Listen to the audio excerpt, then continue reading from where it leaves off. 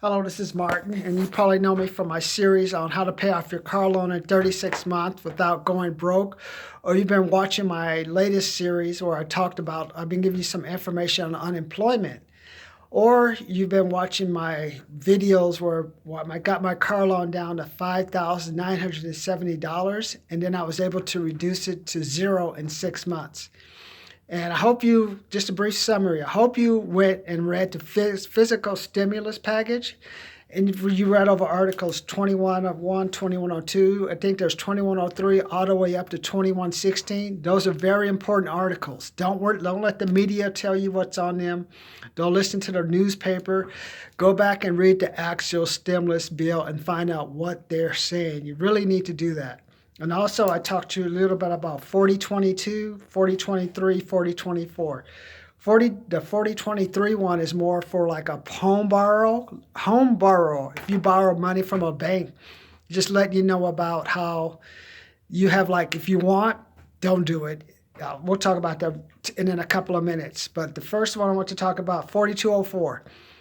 If you really want to be a deadbeat, let's just say it like it is, because I grew up in the ghetto and I know it, and I had properties where people didn't pay my rent. If you want to stay a place for 6 months you can actually stay in a place 6 months without getting evicted.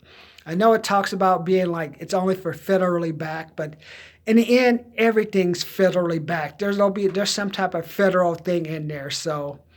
Basically, you can be one of those persons who just stays in a place for 6 months. You can do that, but just remember, when this is all over, in like a year or two, your credit will be like 200 or 300. You'll be married. You'll have a kid. And the only place you're going to be able to live is somewhere like San Bernardino. You'll buy some trashy house thinking, hey, I got a deal, man. I got a house for $125. I'm going to fix it up. You're going to be living across from some homeless guy in a mobile home park. A vacant field that they're going to turn it like an Amazon thing or something. And you have a kid, worry about your kid going to school. Your wife's like, why are you going to have a Mustang, honey? But we're basically in the middle of the ghetto. That's basically the kind of life you're going to have, because your credit is going to be so thrashed. Unless you can really prove to them why you didn't pay, you are going to be pretty screwed of where you can live. Regardless of what's going on right now. So if you can pay something, at least pay a little bit of money. So if you do have to get credit or something in the future, you show you made good intention. Just don't say, I'm going to take it to the man. No, every time I drive, I was running today at the park, these houses next door to the schoolyard. Houses all trashy and stuff, and those are the people I call on the phone when I do real estate. I tell them, hey, how are you doing? Can we pay off can we buy your house? Oh, no, I'm in a house and I'm saving it for the kid. The house is next to a barking ass dog. House next door has a bunch of trash. Your stuff is your guard's not cut. It's trashy. And you're talking about, I want my kids to stay with me. What? And do what? Your kids are deadbeats. What are they going to do? As soon as you die, they're going to sell the house. So that's what gets us to 4023.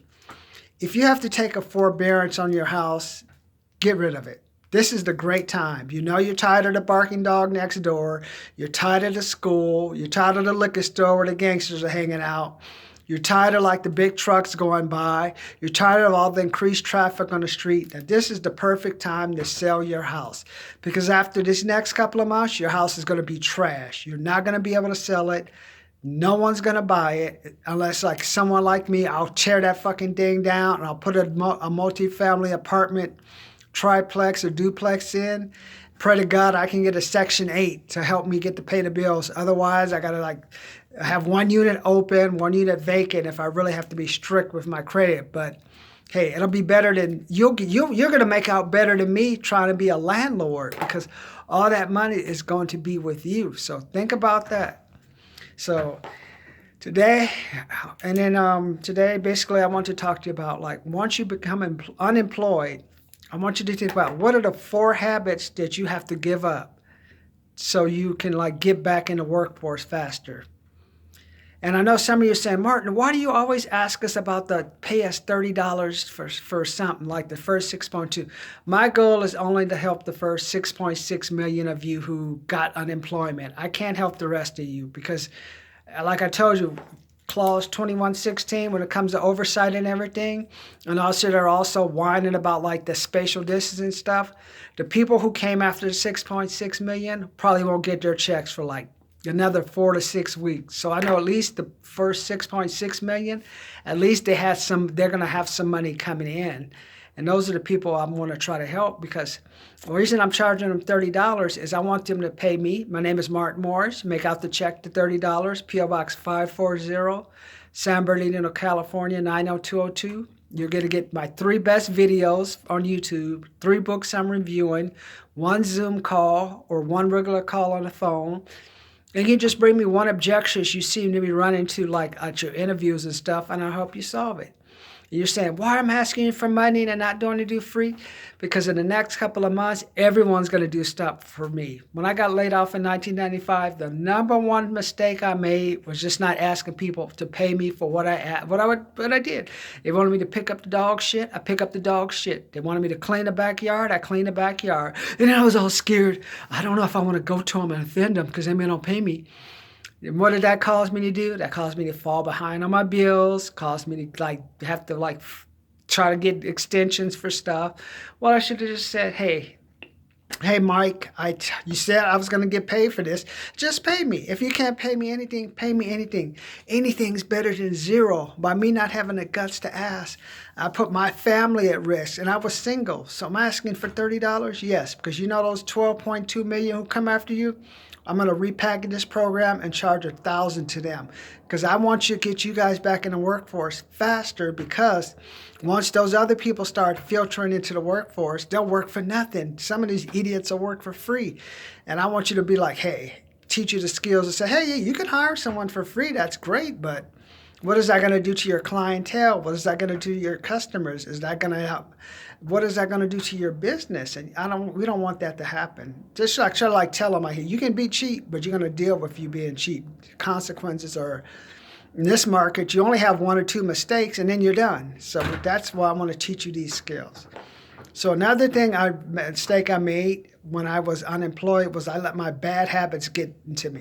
Because once you get unemployed, regardless if you're fired, furloughed, laid off, you're going to be so depressed. I was depressed. You're going to feel humiliated. You're going to be upset because people don't talk to you that you used to know. You thought were your friends, don't want anything to do with you.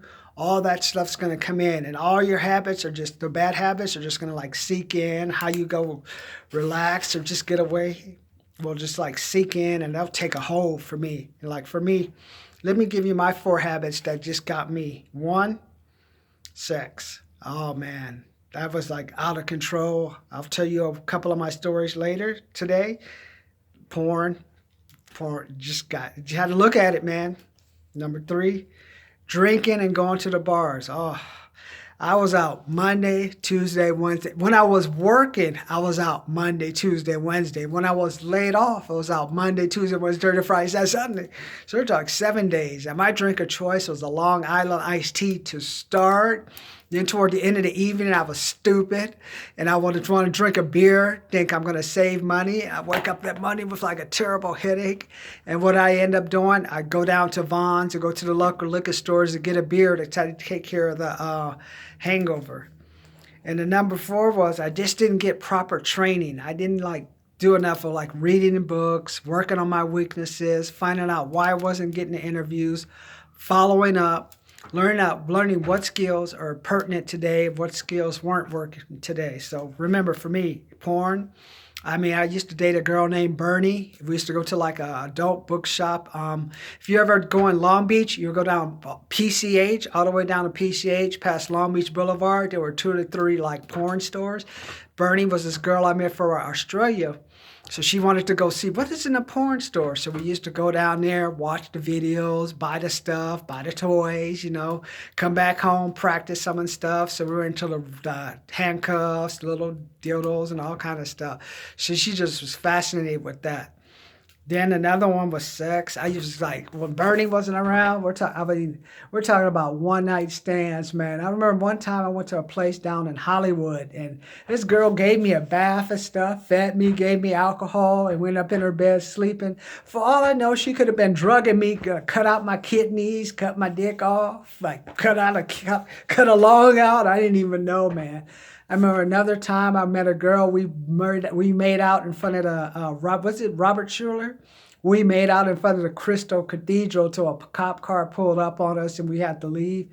I remember I met this one lady on the bus down. I went out to her house down there on Santa Fe and off of Imperial. She met me. I ended up at some mobile home park with her, having a Hispanic lady having sex. And then there was another lady I met at there's a Yankee Doodles or some bar, and it's like I went and slept with her and stuff. And she had like 2 or 3 kids. I remember I met this one lady, had sex with this one lady. Her kids called her on the phone. "You're sleeping with our mommy." It was this white blonde lady. I'm like, what the fuck? What are these fucking kids talking? Yeah, I am fucking your mama. Maybe you can do it later too. I don't know. I won't go there. But yeah, I remember that. They were crying, "No, my mommy and daddy are divorced." And I was like, shut the fuck up, you stupid ass kids. And then like drinking. Oh man, I used to drink it up. Man. I used to like Long Island, shots, hurricanes. I started getting into like what is it? Not the hurricanes, but the cosmopolitans. I used to do it up, man. I was like, sometimes you get into fights. "I'm talking to my girlfriend. Fuck you, white boy. Fuck you, nigger." Bop, bop, bop. Get into fights in the bars. Used to get kicked out. I used to live near to an escort lady, and she used to buy me drinks and take me to the bar. And then we got into fights in the bar. She's like, "You're supposed to be watching me. You're supposed to be kissing girls in the corner." Oh. And then like, and then just did a lot of training. Like if I would have just like wrote down some weaknesses, hey, maybe I should show up on time, write down how I could help the company. Hey, just be strict with how much I want. And just ask them, hey, what are you looking for in a business? What do you want? What you don't want? What's the most important thing? Hey, don't forget about my work experience. That doesn't apply right now. This is a recession. Everything's out the window. Do you want a person for free? You want a person for free, but I can add value? It all depends on what you want. So I needed to be more straightforward. So I think for my 2 years, or I told you it took me to actually find a job, it took me about 6 months of me just really going off the deep end because I was just gone. You just feel you feel depressed. You get tired. Like that first check you did. Oh, everything's gonna be all fine, and then they'll keep bugging you about the check. Pay. We want you to pay. Are you looking for a job? That just drives you nuts too. And then the friends, they're gonna ignore you. Oh, we can't talk to you. You're a COVID-19. Get away from him or her. So you'll find that out. And those habits just take hold. So that's what happened to me, man. I dropped out 6 months. I lost for finding jobs. And finally I said, okay, I need to get it together, man. Basically, that's why you got to go down to come up. Because it's so different now. At least in my time while I'm trying to help you, I did my unemployment during a time where there was no internet, no Google, no LinkedIn or nothing. It was old school. Using the paper, man. Go fill out the application. Hey, this is Martin. I put an application in. Can you let me know what's going on? So I know how to survive, man. The only computers I could get to was the unemployment. There was the internet cafes, and there was the Long Beach, the job center things, and they only let you on their computers for an hour. You only had an hour in the unemployment office, and after that you had to get off the computer. So it was basically like the dark ages. So the only way to really get a job was really go fill out an application, go back, check with them. Hey, Tom told me to come back and check on the job, blah, blah, blah. And those are the skills I'm going to teach you. That's why I want to get you into my accelerated $30 class where you can just follow what you can either follow what I'm telling you right now, or you get into my accelerated $30 class where I can just give you some of my YouTube videos where you can start taking them, learning how to pay off your bills. I want you to be on the lookout tomorrow.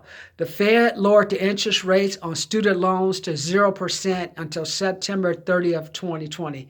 Take advantage of that. I'm going to hit you on that a little bit later. I'm going to show you. I had a student loan about $19,400 something dollars, and I'm going to show you how much the interest would be if I had that loan now with 0%. Even if I have a $50 one, it'll help you. So I want you today, write down the 4 bad habits that you have and watch those habits while you're unemployed. This is the time to take a hold of them. My goal is at least teach you to reduce them, find someone else to pay for them for you, or for you to do them so much. So to your lesson for today, when you're unemployed, write down, as you're unemployed, write down those 4 habits that you have and how you can keep them from becoming big problems while you're looking for work later.